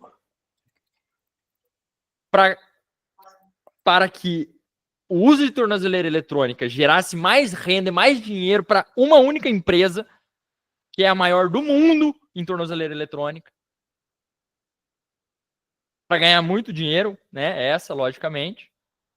E também para que o Estado não seja obrigado a fornecer vagas em um regime prisional adequado, ou, ao menos, lógico, ninguém acha que a construção de vagas é razoável, não, ou garantir um mínimo de vaga, número de proporção de vagas, de fato, resistentes nas unidades prisionais, números claros na execução. Aí vai lá e coloca tornozeleira em todo mundo, inclusive no regime aberto, livramento condicional, que agora pode,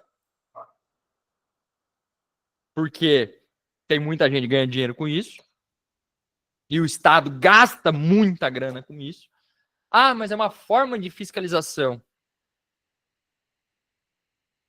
Tenho minhas dúvidas, tá? Tenho minhas dúvidas. Por isso, dever, então, de tolerância. E aí o Estado teria que se colocar nessa condição também e avaliar como que entra celular e droga dentro de uma unidade prisional. Como que o Estado deixa no ambiente controlado? Ah, mas é visita que entra. Só visita?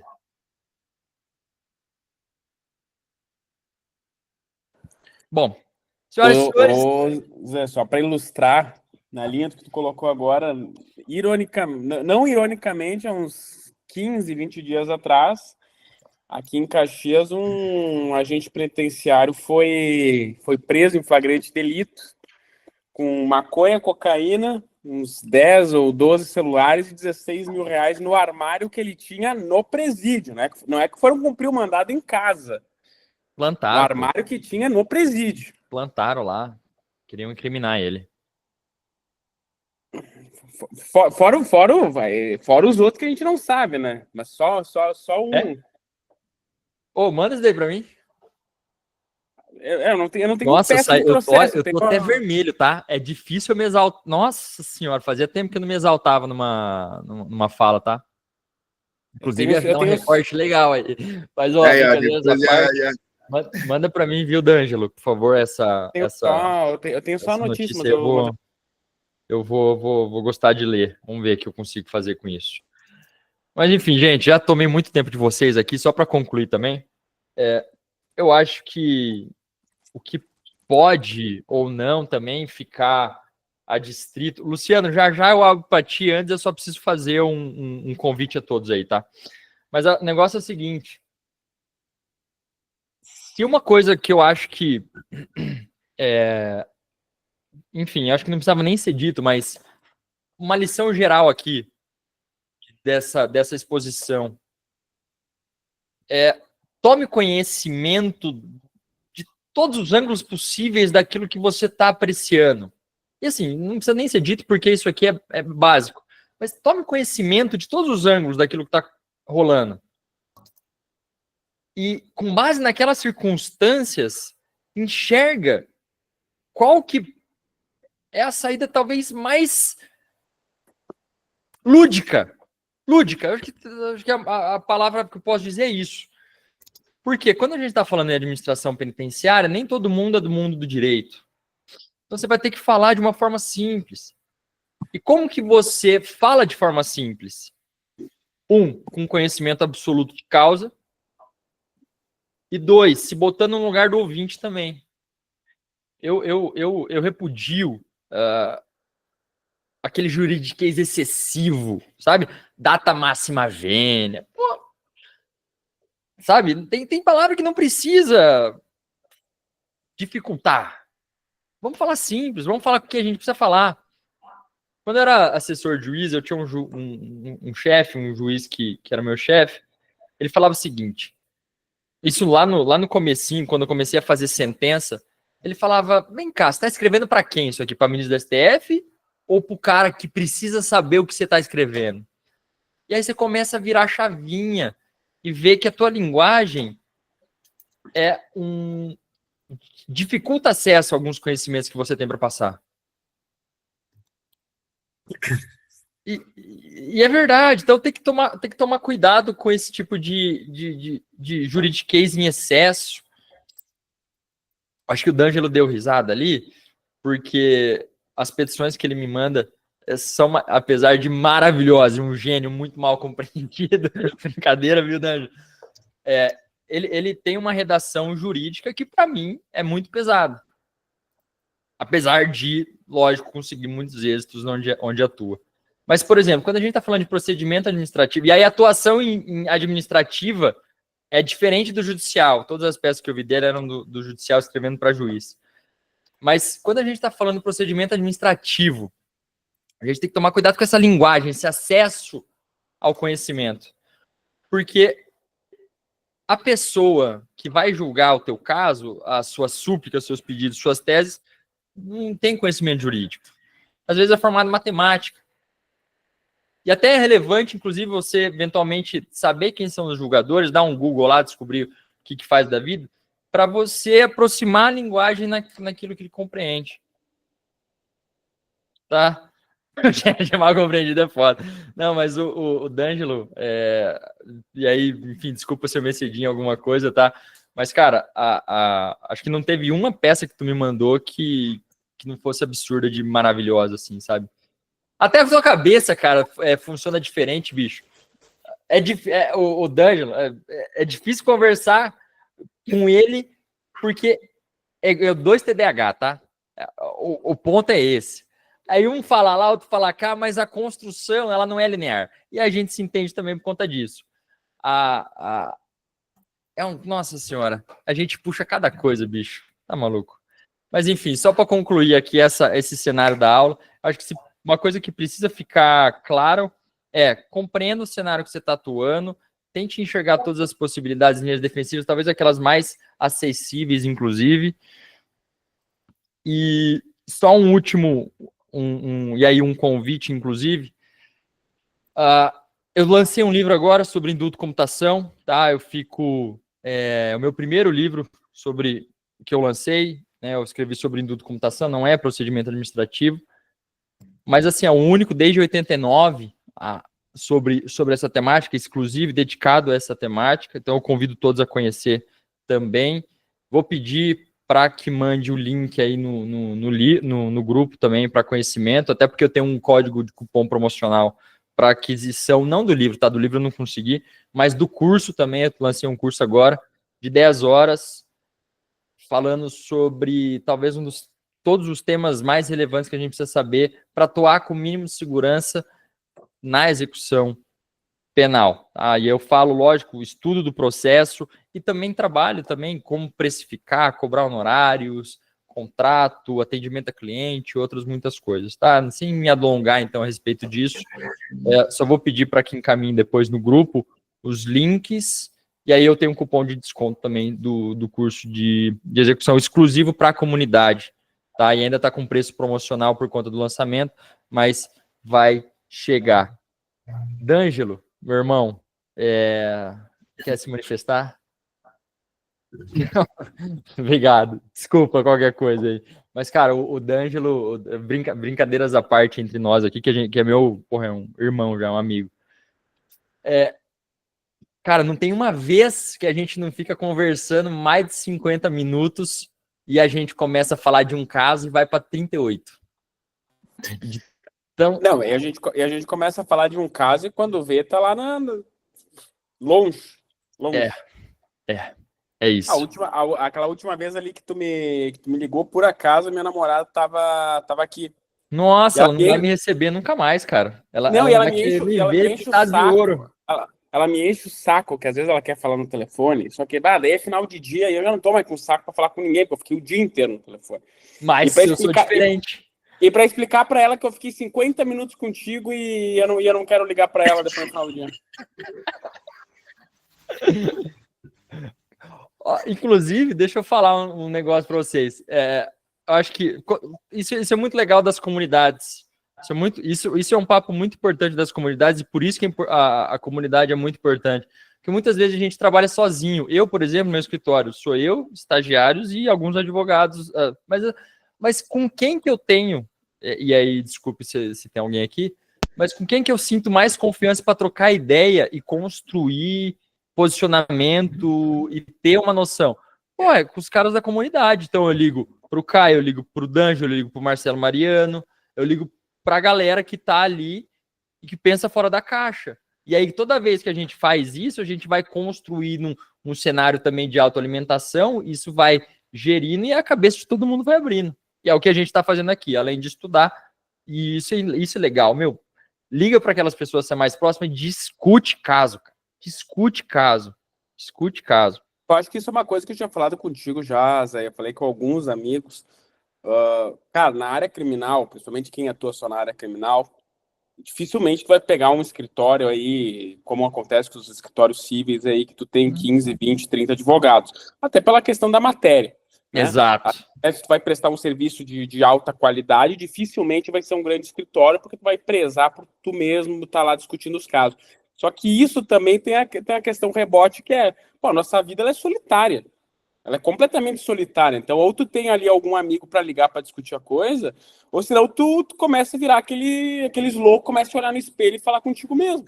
Porque tu não tem com quem discutir. Tu fica o dia inteiro enfurnado ali, fazendo processo, e aí o cara também é cheio de mania, ele quer fazer o processo do jeito dele, né? E eu não sei se acontece com todo mundo, mas eu sou extremamente concentrador com o trabalho, porque eu sou chato, tem que ser na minha formatação, no meu jeito de escrever, com o meu jeito, é tudo do meu jeito.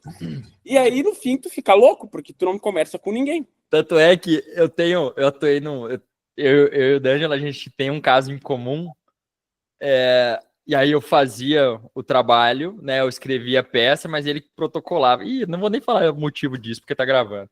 Mas, enfim, eu fazia, o D'Angelo protocolava lá. Mas toda vez, passava pelo pente fino do D'Angelo ali. O motivo é porque o cliente pediu. Isso. E o bom dessas comunidades é que, na maioria das vezes, não precisa nem se conhecer pessoalmente. Exato. Às vezes, você consegue... Por exemplo, aqui na comunidade do Aparte, os 5 administradores, eu, Levi, Natan, Ismael e Gualberto, só conheço o Natan. O restante é tudo de rede social, e quando acontecem essas situações de casos que precisam ser debatidos além da comunidade, é com eles que eu converso. Então, Eu nunca vi o Zé pessoalmente. Aí, ó. Até mês que vem. Não, e para vocês terem uma noção, eu nunca vi a o Zé gente pode. pessoalmente. Tá gravando, mas enfim. E a última vez que eu encerro a gravação. Canela. Vamos alugar um chalé. Não, é porque tem perguntas ainda, tá? Para responder antes da gente entrar no papo. Mas a gente aluga, viu, D'Angelo? Um chalé em Canela. Eu sou parceiraço. Mas para entender isso, tipo, eu nunca vi o Zé pessoalmente. Eu acho que questão de 20, 25 dias atrás, eu fui até acabei não fechando aquele caso, tá? Eu fui sondado por um caso que aconteceu aqui em Caxias do Sul, um caso bem particular, uma coisa que eu nunca tinha visto, que era um caso de crime sexual em série, né? A gente vê homicídios em série policial, né? Em série americana, mas aquele caso era um processo de estupros em série. Eu me peguei ali falando 30 minutos com o Zé, eu nunca vi ele pessoalmente dizendo, cara, o que eu faço? O processo é assim, assado. A minha namorada tá me enchendo a porra do saco. Assim, eu não sei, a família tá naquela fase ainda de achar que o sujeito é absolutamente inocente, que ele foi vítima da maior trama persecutória da vida. O que eu faço nessa merda? Eu tava quase no divã com ele. Então, olha só, como é que eu explico pra minha namorada que esse é meu trabalho? Vocês sabem qual foi a minha resposta? Não sei. Não, meia hora, monólogo. Cheguei lá no final. É difícil, né, cara? Não, brincadeira. A conclusão da nossa conversa foi o seguinte: cobra bem porque tu vai se estressar. E segundo, não tenta explicar porque tu não vai conseguir. É isso. É isso. Boa. Luciano, doutor, acho que tem alguma pergunta, Luciano? Fica à vontade, desculpa ter contado piada no final antes da... Não, pronto, eu queria que tu abordasse um pouco a questão da questão de procedimentos que não tem a individualização das condutas e as questões das faltas coletivas. Se puder abordar um pouco. Bora. É interessante isso daí. Uma coisa é importante a gente diferenciar entre sanção coletiva e atos coletivos. Motim, rebelião, são atos coletivos. Eventualmente, uma agressão a uma determinada pessoa dentro de uma cela também pode ser um ato coletivo. Sabe quando se junta todo mundo ali para bater em alguém? Pode ser um ato coletivo. Outra coisa é uma sanção coletiva, que é, a despeito de uma ausência de individualização, você aplicar uma sanção para todos que estavam envolvidos, não envolvidos, mas estavam no ambiente ali em que se realizou aquele ato. É o que a gente costuma ver com um buraco numa cela, um dano, um celular prendido numa unidade, dentro de uma cela, que isso jamais pode resultar em uma sanção para todos os indivíduos. Para que exista a sanção, a gente volta lá naquilo que eu comentei no início. Precisa da individualização das condutas, precisa mostrar que aquela pessoa que cometeu o ilícito, o ato indisciplinar, então precisa provar que foi essa pessoa, com as ferramentas que lhe foram atribuídas, foi ela que cavocou o buraco, foi ela que agrediu aquela outra pessoa. E aí, também dentro desse contexto, eu estou falando de rebelião e motim, também precisa individualizar a conduta, também precisa provar que houve uma adesão dessa pessoa ao ato coletivo. Entendeu? Então, nas duas situações, ou melhor, em qualquer situação, precisa provar que a pessoa concorreu para o ato, necessariamente.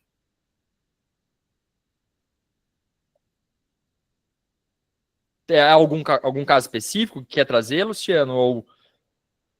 Eu estou mandando no chat mais ou menos os termos de uma portaria que eu tive conhecimento e vou aí fazer defesa, que há, a meu sentir, enquadra dessa situação aí. Porque não teve a individualização da conduta do meu cliente.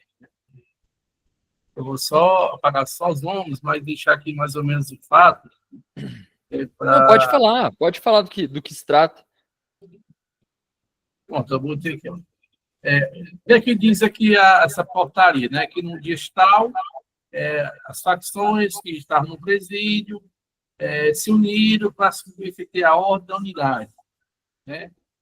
E as pessoas e os detentos que estavam nas atividades se recusaram a sair para ir para essas atividades. Beleza, esse caso que você tratou é muito interessante. Então, vamos lá, uma ordem de organização criminosa que traz uma greve no estabelecimento prisional. Basicamente é isso.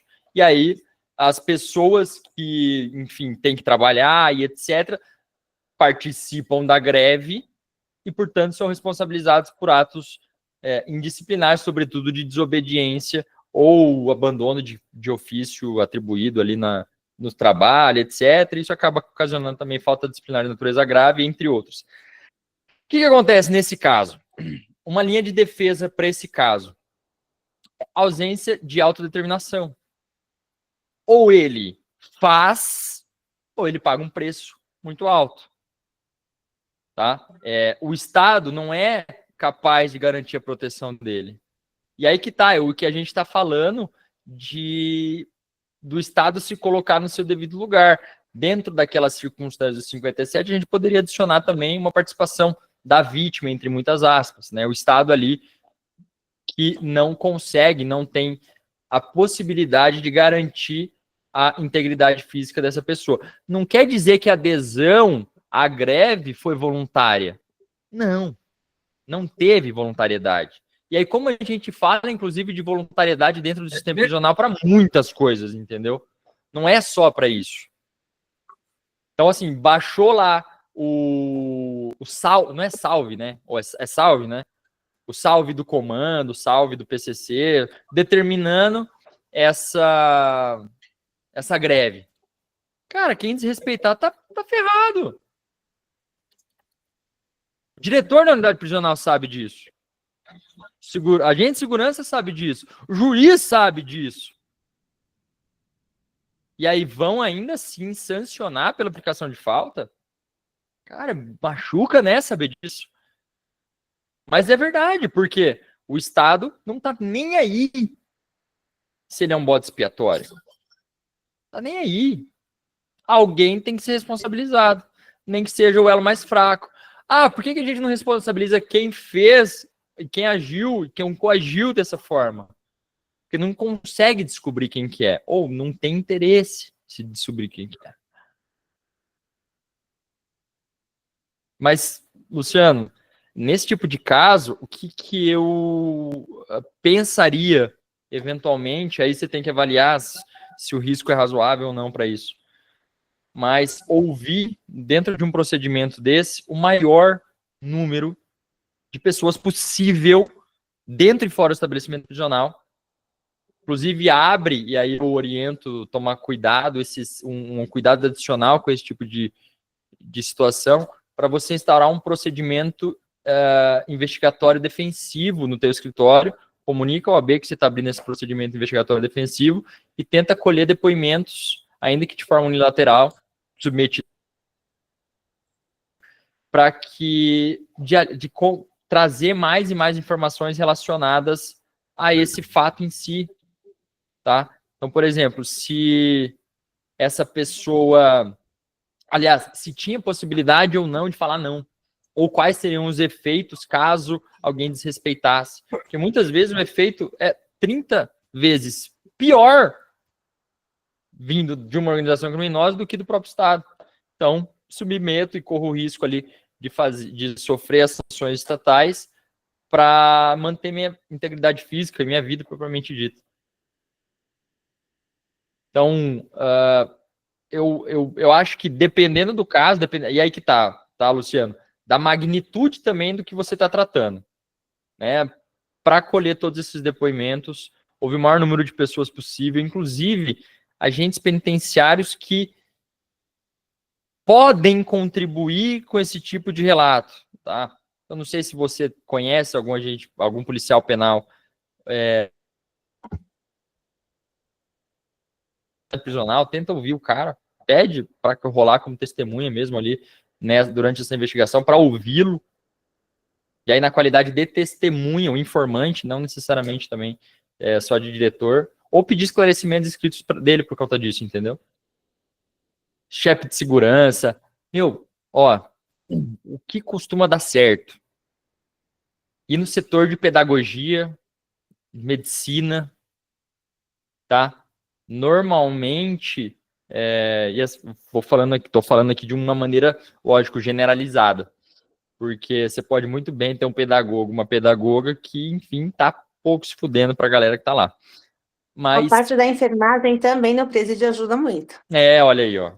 Então, da enfermagem. Então, eventualmente, eu ouvir essas pessoas, porque essas pessoas ficam sabendo de tudo, tá? Fofoca lá dentro, corre solto. Então, depois do fato, poeira baixou, escutar as pessoas e falar, vem cá, você, na tua profissão, tem acesso a muitas pessoas presas dentro do sistema prisional. O que elas eventualmente relataram sobre essa rebelião? Ou sobre essa greve, melhor dizendo, sobre essa greve? Né? O que eles relataram a respeito disso? Ah, que foi um salve do PCC, blá, blá, blá, blá, blá. Tá, mas tinha como fugir? Tinha como não cumprir? Qual que era o risco? E aí você tem uma informação do Estado. E ela pode ser prestada por qualquer um dentro de uma unidade prisional. Por mais que o diretor da unidade prisional traga uma informação, você tem outra perspectiva. E é isso que eu estava falando de perspectivas. Você tem que ter o conhecimento amplo de todas as perspectivas para saber agir. E aí, inclusive, sondar antes de arrolar a testemunha, lógico que é importante também. E nesse caso, doutor, entra também a maneira de conversar com essas pessoas, né? Com certeza. Porque, assim, a maneira como ele vai entender o que você está perguntando. Porque, então, dependendo de como você fala, usando o nosso jurídico, ela não vai entender.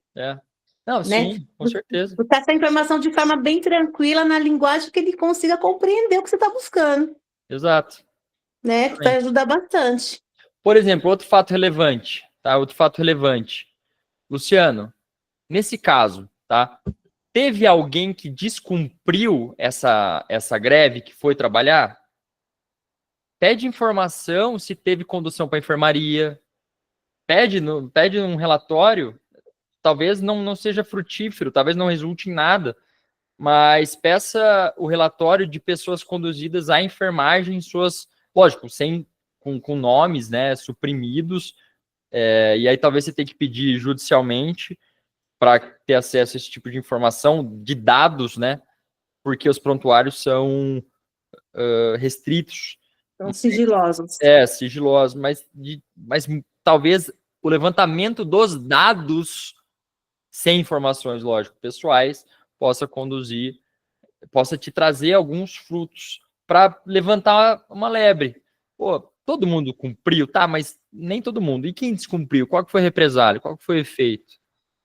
E eu acho que nesse Vai caso surgir aí, alguma essa ideia do prontuário, independente do que venha, ela vira argumento favorável. Porque, ninguém descumpriu, tá, mas ninguém descumpriu porque todo mundo pensa igual lá dentro, então. Exato, olha aí, ó. Todo mundo está de acordo com a mesma coisa lá dentro. Não é possível, não sei quantas pessoas tem naquela cadeia, mas bota 1.000, 2.000, todo mundo pensa da mesma maneira e ninguém quis descumprir. Só um adendo aqui. Nesse procedimento foi citado, eu acho que pela minha conta aqui, dá mais de 150 nomes presos. 100 a 200. É isso. Sabe o que você vai fazer? A declaração de todos eles você vai ter que ter acesso. Todos, sem exceção. Vai dar trabalho. Muito trabalho. Vai ter que cobrar bastante para isso. Então, assim, me parece ter um caso interessante aí em mãos, tá? A Defensoria Pública vai ser seu melhor aliado nisso daí. A Defensoria Pública vai ser seu melhor aliado, porque, lógico, não sei se a Defensoria Pública tem atuação específica nessa unidade prisional, nem toda tem, mas a defesa tem que ser promovida por uma defesa efetiva, e aí muitas vezes é da Defensoria, ou da ativo, ou constituído, e por aí vai. Normalmente, nesse tipo de caso, a Defensoria vai promover a defesa. Conversa com o defensor do caso. Sério, manda mensagem, você sabe quem que é? Manda mensagem. Conversa com ele, troca ideia, vai ajudar os dois. Isso aí é uma picaretagem, né? Os caras com 42 mandados de busca e apreensão cumprido na Faria Lima, porque os caras estão no meio do mercado financeiro e os caras querendo que o preso seja herói lá não sei aonde. Por favor. Não, eu vou ser herói e vou ir trabalhar. Porque Nem o Batman foi tão corajoso. Por favor, isso aí é uma picaretagem sem tamanho. Cara, é complicado. Beleza. Pessoal, mais alguém tem alguma perguntinha ou comentário sobre algum caso para compartilhar? Nossa senhora, a gente foi longe, hein? Vai, volta, 2 horas de reunião. Nossa, não, é que, porra, se deixar eu e o D'Angelo falar aqui, a gente só sai daqui amanhã. Cara, doutor, uma coisa interessante que você falou sobre a câmera, né, corporal, que ele não pode usar dentro do presídio, né? Exatamente por quê? Por causa das irregularidades que lá dentro acontecem. Mas é então, que assim, a gente tem que pensar também o quanto... Vamos tirar a prova contra si mesmo. Com certeza. Né? Mas não é só isso também, lógico. A gente vai ver muita coisa errada de tudo quanto é lado, entendeu? Isso. A gente vai ver uma realidade que a gente não vê. Sim. Como a gente está vendo hoje nas abordagens policiais, que todo mundo sabia, mas ninguém via. Sim, nesse meu caso aqui, era quem estava ali presente, muitas vezes da periferia. A periferia não tem voz. Ninguém dá bola para quem vem da periferia e faz uma denúncia policial. Infelizmente é isso, nossa realidade é essa. Nesse meu caso aqui diz que esse movimento foi filmado pela câmera pessoal de um policial, né? Talvez seja pela celular dele. Não entendi. Não, nesse meu procedimento aqui diz que um dos policiais filmou esse movimento. Tá, tudo bem, ele foi lá e filmou as pessoas em greve. Filmou as pessoas não indo trabalhar, filmou as pessoas, enfim, batendo, fazendo barulho, batendo nas celas. Isso, tudo bem, é uma prova, tem cadeia de custódia. E outra, nem se tivesse, também é um fato notório, não precisa, tá? Convenhamos, isso aconteceu. Né? Agora, é um fato, né? É um fato. A linha defensiva vai ter que ser outra aí, e não ausência. Pô. Eu acho que mesmo tendo gravação ou não, redunda naquela questão principal. Bom, o cara ostenta alguma posição de liderança? Não. Que escolha ele tem? Exato. Pois é. E é isso. Pô, até o Marcola tá sendo ameaçado de morte lá no Presídio Federal, e aí, eu repito, aí querem que o cara seja herói, por favor. É o suicida, né? É isso, e os traficantes que contam que tem droga em casa. Não sei o que é isso. Cara, Igual o sabonete, né, doutor Dove, né? Legal. Vocês têm que aprender que a abordagem policial tem o poder de fazer o sujeito ser picado pelo bicho do republicanismo. O sujeito foi a vida inteira criminoso, mas naquele momento ele se arrepende de todos os seus pecados e resolve colaborar. Exatamente. Cara, eu atuei num processo policial militar, né, depois de ter tantas anulações. Eu era assessor de juiz na época, tá? Por isso que eu sei disso. A gente anulava toda a busca e apreensão que era feita por ele. Porque nunca tinha o justo motivo comprovado, ainda que de forma diferida. E aí, numa dessa, ele ficou meio pistola lá, entrou na casa e gravou a esposa. Oi, teu nome, né? Foi lá, você não tem o direito de dizer, você tem o direito de ficar em silêncio. Aliás, foi isso mesmo. Você tem o direito de ficar em silêncio, se você quiser, você não precisa falar, mas eu só preciso que você se identifique. Se identificou. Aí, falou assim, você autorizou a gente entrar na tua casa? Ela ficou em silêncio. Ele perguntou de novo, você autorizou a polícia entrar na sua casa? Ela ficou em silêncio. Na terceira vez, você autorizou a polícia entrar na sua casa? Agora você fala sim. Aí ela, sim, eu autorizei. Não estou brincando. Isso aconteceu. Eu fiz a sentença, lógico, a minuta, né, de sentença, eu era assessor de juiz na época. O cara, porra. Produziu prova contra ele mesmo. Ação de ferida. Aí, imagino. Nossa. Mas é que até, né, esse policial, peraí, D'Angelo, deixa eu falar, mas daí a gente tem que ter cuidado também, porque esse cara sabe que fui eu que fiz isso, e aí ele foi afastado por conta dessas anulações. Eu era assessor de juiz, tá? Hoje eu sou advogado, né? Ele foi afastado da P2 nessa época. Ele era da P2, ele foi afastado porque todas as operações que ele participava eram anuladas. Mas também, olha isso, cara. Como que autoriza um negócio desse? E aí ele me odeia. Olha que medo. Aqui eles têm o costume do seguinte: pai com pai vai dar o flagrante, tem 4 viaturas, né? Só com os coisas ruins. Aí aparece lá para apresentar na delegacia os caras que passaram no concurso semana passada. Assim, que não sabe nem quem são os caras, tu nunca viu na vida. Aí é sempre os 3 bonitos lá da semana passada. Pegaram a farda ontem, farda limpa, nova. Aí tu apresenta agora lá na delegacia, e aí é legal que é o seguinte, aí eles vêm com a historinha montada e vai pra audiência, só que assim, a história tá montada, só que eles não estavam lá. Eles chegaram, é a última viatura de apoio, não sabe merda nenhuma. Aí eles chegam com a historinha montada, aí tu começa a perguntar, não sei. Tá em contradição. Não sei. E isso quando eles não confundem as ocorrências, né? Porque fizeram 2, 3 nessa aí o Marcos virou Paulo e o Paulo virou Pedro já. jeito. E é engraçado eles caem em contradição e esquecer o que eles falaram. Não, Olha, e quando a gente pega boletim de ocorrência, igualzinho, não muda uma vírgula. Só o nome. Nossa.